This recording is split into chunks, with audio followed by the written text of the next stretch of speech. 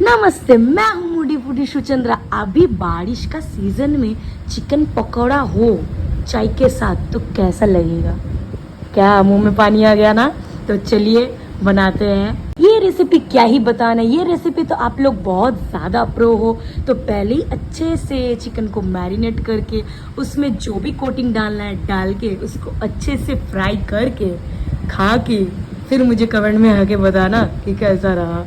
आज के लिए व्लॉग इतना ही। Bye bye.